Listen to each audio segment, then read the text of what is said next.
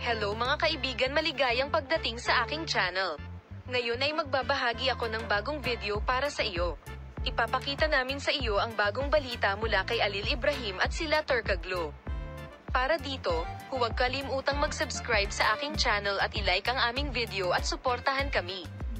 Isaalang-alang ang iyong suporta. Salamat sa lahat, nais namin sa iyo ang isang kaaya-ayang panunood.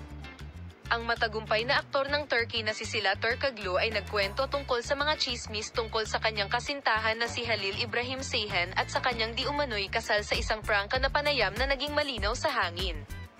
Binigyang liwanag niya ang sitwasyon na may pinaghalong Sila Turkoglu at isang magandang sakuna at ang punto kung saan tinapos niya ang mga haka-haka. Ang relasyon ni Sol Turkoglu at Halil Ibrahim Ceyhan ay nasa ilalim ng pansin mula noong araw na pinutol nila ang kanilang romantikong relasyon. Ang mga pinakabagong chismis tungkol sa dapat na kasal ni Halil ay lumikha ng isang kaguluhan habang patuloy na sinusundan ng mga tagahanga at social media ang kanilang paglalakbay.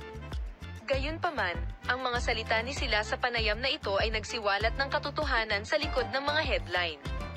Nilinaw ni Sila ang sitwasyon sa isang tiyak na pagpapahayag.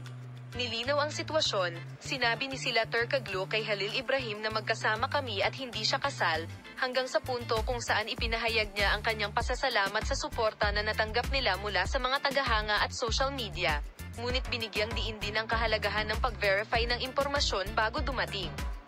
Sa isang conclusion, ang panayam ay hindi lamang naantig sa mga alingaw-ngaw ngunit itinampok din ang mga hamon ng pagiging nasa mata ng publiko.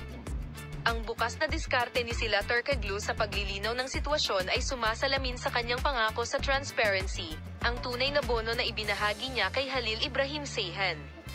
Salamat sa lahat ng nanood ng video ko so far, sana makita-kita sa mga bagong video. Bye!